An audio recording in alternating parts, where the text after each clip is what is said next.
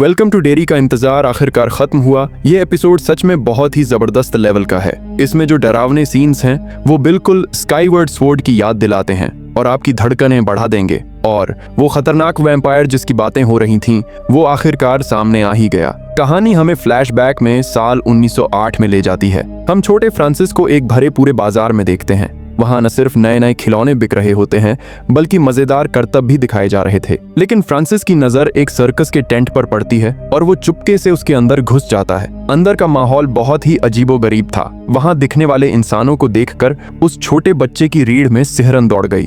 तभी उसे हल्की रोशनी में एक परछाई दिखी। फ्रांसिस रोक नहीं पाया और आगे बढ़ा, लेकिन जैसे ही वो पास गया उसे एक डरावना चेहरा दिखाई दिया। वो बच्चा इतना डर गया कि सीधा टेंट से बाहर भाग गया। बाहर उसके पिता उसे पागलों की तरह ढूंढ रहे होते हैं। बेटे को डरा हुआ देखकर पिता ने उसे एक गुलेल खरीद कर देता है, लेकिन फ्रांसिस को वो खिलौना कुछ खास पसंद नहीं आया। वापस लौटते वक्त उसने वो गुलेल रास्ते में बैठी एक कसाई की बेटी को दे दी और बस यही से उन दोनों की गहरी दोस्ती शुरू हो गई। एक दिन फ्रांसिस अपने पिता की बात अनसुनी करके एक घने जंगल में घुस गया। उसकी दोस्त रॉस बहुत डर गई और बाहर ही रुक गई। जंगल में अंदर जाते ही फ्रांसिस को एहसास हुआ कि कुछ तो गड़बड़ है।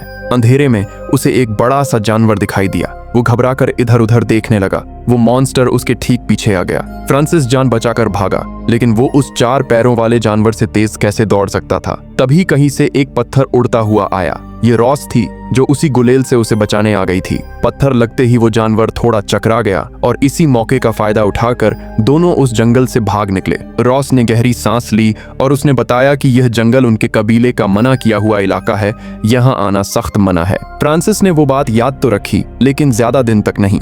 उसके पिता के काम की वजह से उन्हें वो जगह छोड़कर जाना पड़ रहा था। फ्रांसिस रॉस को अलविदा कहने आया। उसने वादा किया कि वो रॉस को कभी नहीं भूलेगा, लेकिन रॉस नहीं चाहती थी कि वो दुखी हो। उसने फ्रांसिस को वो गुलेल वापस कर दी और एक बहुत ही अजीब बात कही। तुम्हें अभी पता नहीं है, लेकिन इस जगह में एक ऐसी ताकत है जो लोगों को सब कुछ भुला देती है। लेकिन किस्मत को तो उनके साथ एक अलग ही खेल खेलना था। कई साल बीत जाते हैं और कहानी वापस वर्तमान में आती है। फ्रांसिस फिर से डेरी टाउन लौटता है, लेकिन अब वो एयरबेस का कमांडर बन चुका होता है और वो जो पुरानी जमींदार लड़की रॉस थी वो अब टाउन की एक दुकान की मालकिन बन चुकी होती है। फ्रांसिस अपने साथ एक सरकारी आदेश लेकर आया था। सरकार उस मना किए गए जंगल की जबरदस्ती खुदाई करना चाहती थी। रॉस और उसके साथ कुछ लोग इसका विरोध कर रहे थे, लेकिन टाउन के ज्यादातर लोगों को जंगल से कोई मतलब नहीं था। उन्हें तो बस सरकार से मिलने वाले मुआवजे की पड़ी थी। असली चिंता तो उन पुराने जमींदारों को थी, क्योंकि जंगल में कुछ ऐसी जगहें थीं जिन्हें आम इंसान छू भी नहीं सकते थे। लेकिन उन्हें इस बात की भनक तक नहीं थी कि मिलिट्री पिछले कई महीनों से वहां चुपके चुपके खुदाई कर भी रही है। मिलिट्री के पास एक खास सैनिक था जिसके पास एक अजीब सी छठी इंद्री थी। उसके इशारों पर सेना ने लगातार 4 जगहों पर खुदाई की, लेकिन उनके हाथ कुछ नहीं लगा। ऐसे हालात में जनरल फ्रांसिस ने पायलट हान लॉन्ग को इस सीक्रेट मिशन में शामिल किया। कोल्ड वॉर में बढ़त बनाने के लिए मिलिट्री एक ऐसे सीक्रेट हथियार की तलाश में थी जो दुश्मनों के दिलों में भयानक डर पैदा कर सके। कहा जाता है कि वो हथियार बहुत पहले इसी डेली टाउन के आसपास कहीं दफन किया गया था। जनरल ने खास तौर पर हान लॉन्ग को इसलिए चुना क्योंकि एक टेस्ट में साबित हो चुका था कि युद्ध के दौरान हान लॉन्ग के दिमाग में ऐसी चोट लगी थी कि अब वो डर महसूस ही नहीं कर सकता था। जाहिर है, डर के हथियार को ढूंढने के लिए एक निडर इंसान से बेहतर और कौन हो सकता था। तभी साइट पर कुछ नया मिलता है। हान लॉन्ग और जनरल तुरंत वहां पहुंचते हैं। मिट्टी से एक कार बाहर निकाली जाती है। वो खास शक्तियों वाला सैनिक साफ देख सकता था कि वो कार इंसानी हड्डियों से भरी हुई थी, लेकिन वहां मौजूद बाकी लोगों को कार में सिर्फ गोलियों के छेद और खून के धब्बे ही दिखाई दे रहे थे। डिप्टी ऑफिसर ने रिकॉर्ड चेक किया तो पता चला कि यह कार 1975 में हुई एक भयानक घटना से जुड़ी थी। उस वक्त शहर के कई लोग अचानक पागल हो गए थे और उन्होंने कुछ नौजवानों को मार डाला था। लेकिन इस घटना का उससे कोई लेना देना नहीं था जिसे वो ढूंढ रहे थे। वक्त कम था, इसलिए जनरल ने एलन की सर्च टीम को और तेज करने का हुक्म दिया। डिप्टी ऑफिसर को डर था कि कहीं कोई हादसा ना हो जाए, लेकिन जनरल बेफिक्र थे क्योंकि उन्हें पता था कि निडर हान लॉन्ग एलन की सुरक्षा कर लेगा। इसके बाद जनरल ने अपनी दराज से एक पेपर बॉक्स निकाला। यह उसका छोड़ा हुआ एक निशान था जो शायद एलन को कोई सुराग दे सके। उस दोपहर हान लॉन्ग को एक उड़ान का मिशन मिलता है। जनरल उसे याद दिलाते हैं कि उसे सिर्फ एलन के निर्देशों का पालन करना है और इसी के साथ उनका हेलीकॉप्टर धीरे धीरे हवा में उड़ान भरता है। एलन ने जनरल का दिया हुआ वह बॉक्स खोला। अंदर जो था उसे देखकर उसके होश उड़ गए। वह उस विशाल मॉन्स्टर के शरीर का एक घाव का टुकड़ा था। एलन ने जैसे ही उस पर हाथ रखा, उसके दिमाग में कुछ तस्वीरें चमकने लगीं। उसे उस जगह की मौजूदगी का एहसास होने लगा था। हान लॉन्ग हेलीकॉप्टर को पूर्व दिशा की तरफ ले जा रहा था। तभी उसने पीछे मुड़कर देखा कि एलन बुरी तरह कांप रहा है। हान लॉन्ग को लगा कि शायद एलन की तबीयत खराब है। उसने तुरंत हेडक्वार्टर में बात की, लेकिन वहां से ऑर्डर मिला कि वापस नहीं आना है, मिशन जारी रखो। तभी अचानक एलन अपनी सीट से खड़ा हो गया। उसे हेलीकॉप्टर के फर्श पर पानी दिखाई देने लगा। उसका दिमाग किसी दूसरी दुनिया में पहुंच गया, जो एक वीरान सर्कस जैसा लग रहा था। वहां जैसे ही लकड़ी का एक तख्ता हटा, अंधेरे में दो चमकती हुई खौफनाक आंखें दिखाई दीं। एलन ने एक जोरदार झटका महसूस किया। उसे अपनी मरी हुई दादी हवा में पहाड़ की चोटी पर तैरती हुई दिखाई दी।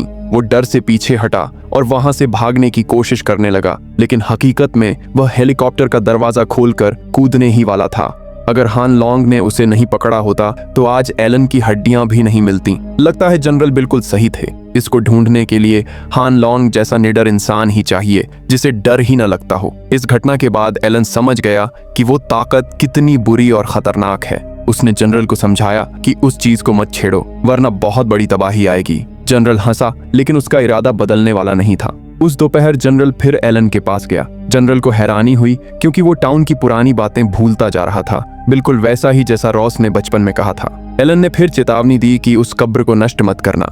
जनरल ने बड़ी चालाकी से हामी भरी और कहा, ठीक है, मैं इसीलिए आया हूँ। तुम बस उन जगहों पर निशान लगा दो जहां हमें खुदाई नहीं करनी है, ताकि हम उनसे दूर रहें। लेकिन यह उस बूढ़े जनरल की चाल थी। उसका प्लान तो यही था कि जैसे ही कब्र की जगह पता चले, वो तुरंत अपने आदमियों से खुदाई शुरू करवा दे। दूसरी तरफ सिनेमा हॉल में लिली के साथ हुए उस हादसे के बाद पुलिस जांच में जुट गई थी। वहां सिर्फ चारों तरफ खून बिखरा पड़ा था, कोई लाश नहीं मिली। वो दोनों भाई बहन भी गायब थे। पुलिस ने शक के आधार पर लोनी के पिता को हिरासत में ले लिया, क्योंकि वो सिनेमा के स्टाफ मेंबर थे और उसी रात उन्होंने ही बच्चों को अंदर जाने दिया था। हालांकि लोनी के पिता के खिलाफ कोई सबूत नहीं मिला और उस हादसे में जिंदा बची लिली ने भी कह दिया कि उसने वहां किसी को नहीं देखा, इसलिए पुलिस की जांच वहीं रुक गई।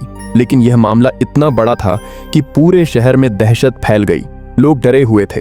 पुलिस चीफ पर ऊपर से बहुत प्रेशर था। उसे पता था कि चाहे लोनी के पिता दोषी हों या न हों, उसे यह केस जल्द से जल्द सुलझाना ही होगा, वरना अगले चुनाव में उसकी कुर्सी नहीं बचने वाली। इस प्रेशर की वजह से पुलिस चीफ फिर से लिली के पास पहुंचा। उसने लिली को धमकाना शुरू किया और उसे सोचने पर मजबूर किया। चीफ ने बड़ी चालाकी से लिली की दुखती रग पर हाथ रखा। असल में लिली के पिता को दिमागी बीमारी थी और वो कई साल मेंटल हॉस्पिटल में रहे थे। इस बात का लिली के दिमाग पर गहरा असर था। पुलिस चीफ ने जिद पकड़ ली कि सिनेमा हॉल में कोई तो कातिल था। उसने लिली से कहा कि अगर तुम नहीं बताती कि वहां कौन था, तो इसका मतलब तुम्हारी बीमारी भी वापस आ गई है, बिल्कुल तुम्हारे पिता की तरह। बेचारी बच्ची यह सुनकर बुरी तरह टूट गई। पुलिस चीफ ने मौका देखकर अपना पैंतरा बदला और लोनी के पिता को ही शक के आधार पर अरेस्ट करके थाने ले आया। लिली को इस बात का बहुत गहरा पछतावा हो रहा था। उसे लग रहा था कि आज उसकी वजह से उसने अपनी दोस्त लोनी को हमेशा के लिए खो दिया है। अगले दिन लिली सुपरमार्केट में कुछ सामान लेने गई। वहां उसे सब कुछ अजीब लगने लगा। ग्राहक और वेटर्स उसे घूरते हुए लग रहे थे। वो जल्दी से सामान लेकर वहां से निकलना चाहती थी, लेकिन तभी उसे रास्ता बंद दिखाई दिया। वो मुड़कर भागने वाली थी कि अचानक रैक पर रखा सारा सामान अचार के डिब्बों में बदल गया। बिल्कुल वैसे ही अचार जो उसके पिता की फैक्ट्री में बनते थे। एक डिब्बे पर तो खुद लिली का चेहरा बना हुआ था। यह देखकर लिली का दिमाग पूरी तरह हिल गया। उसने वो डिब्बा उठाया और जोर से जमीन पर मारा। तभी आसपास के सारे डिब्बे गिरने लगे और उस अचार के अंदर से उसके पिता के कटे हुए हाथ पैर बाहर निकलने लगे। उन हाथ पैरों ने एक ऑक्टोपस की तरह लिली को जकड़ लिया। लिली डर से जोर जोर से चिल्लाने लगी। अचानक वहां मौजूद वेटर्स ने उसे हिलाया, तब जाकर वो होश में आई। पता चला कि वो सब बस उसका एक वहम था। हकीकत में ऐसा कुछ नहीं हुआ था, लेकिन लिली की इस अजीब हरकत की खबर उसकी माँ तक पहुंच गई। उसकी माँ तो वैसे भी सालों से यही मानती आ रही थी कि लिली ने ही उसके पति को मारा है। इसलिए उसने इस मौके का फायदा उठाया और लिली को वापस मेंटल हॉस्पिटल भेजने की तैयारी कर ली। हालांकि डॉक्टर ने जांच करने के बाद कहा कि लिली की हालत अभी इतनी भी खराब नहीं है कि उसे हॉस्पिटल में भर्ती किया जाए। डॉक्टर ने कहा कि अगर लिली घर पर रहकर अपना इलाज करवाए तो वो वापस स्कूल जा सकती है। लिली ने जरा भी देर नहीं की और वो सीधे लोनी के पास पहुंची। लोनी अभी भी उससे बहुत नाराज थी। लिली ने हिम्मत करके उसे सच बताया। उसने कहा, मैंने जानबूझकर तुम्हारे पापा को जेल नहीं भिजवाया। वो पुलिस चीफ मेरे पीछे हाथ धोकर पड़ा था। अगर मैं उसे कहती कि मैंने सिनेमा हॉल में भूत देखा है तो वो मुझे वापस मेंटल हॉस्पिटल भेज देता।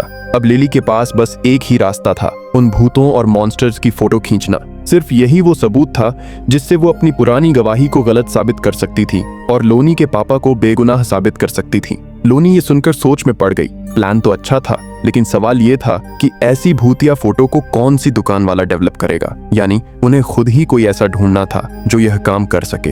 क्लास के बाद लोनी को विल नाम का एक लड़का मिला। विल और कोई नहीं बल्कि उसी पायलट हान लॉन्ग का इकलौता बेटा था। वो अभी स्कूल में नया था, लेकिन लोनी को पता चला कि विल साइंस में बहुत होशियार है। लोनी ने उससे फोटो डेवलप करने की बात की। विल के पास यहाँ ज्यादा दोस्त नहीं थे, इसीलिए उसने सोचा कि चलो इसी बहाने दोस्त बन जाएंगे और उसने हाँ कर दी।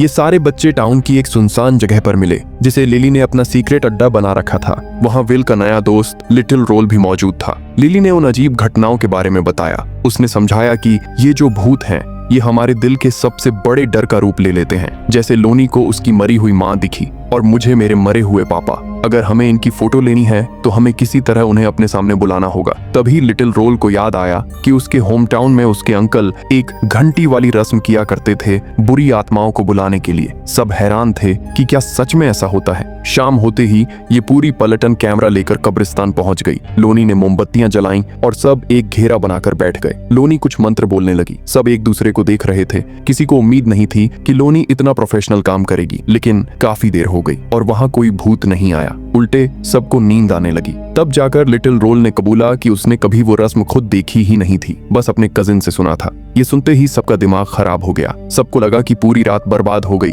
और यह सब बस बच्चों का खेल था। गुस्से में वो लोग वहां से उठकर जाने ही वाले थे कि तभी उन्हें वहां एक बेहद अजीब और डरावना नजारा दिखाई दिया। कब्रिस्तान का गेट बिल्कुल उनकी आंखों के सामने था, लेकिन वो वहां तक पहुंच ही नहीं पा रहे थे। ऐसा लग रहा था जैसे रास्ता कभी खत्म ही नहीं होगा। और तभी सड़क के किनारे धंसने लगे। सबको समझ आ गया कि वो लेजेंडरी भूत वहां आ चुका है। उन्हें हवा में एक काली परछाई तैरती हुई महसूस हुई। लिली ने तुरंत कैमरा उठाया और पीछे पलटी, लेकिन कैमरा एक पेड़ की टहनी में अटक गया। लोनी उसके ठीक पीछे थी। उसने कैमरा उठाया और सामने मौजूद उस भूत की फोटो खींच ली। विल ने अपनी जिंदगी में ऐसा डर कभी महसूस नहीं किया था। वो जमीन धंसने से बने एक गड्ढे में गिर गया। वो जैसे तैसे खड़ा हुआ, तभी उसे लोनी का कैमरा दिखा। उसने उसे जल्दी से उठाया। तभी उसे सामने बने एक पत्थर के घर में कुछ हलचल दिखाई दी। वो आगे झुका, लेकिन अंधेरे में से एक परछाई ने उस पर छलांग लगा दी। इधर बाकी तीनों बच्चे कब्रिस्तान से बाहर निकल चुके थे, लेकिन उन्हें विल कहीं दिखाई नहीं दिया। वो आपस में बहस कर रहे थे। तभी विल हाथ में टॉर्च लिए बाहर आता दिखाई दिया। सब दौड़कर उसके पास गए। अब वो पक्के साथी बन चुके थे।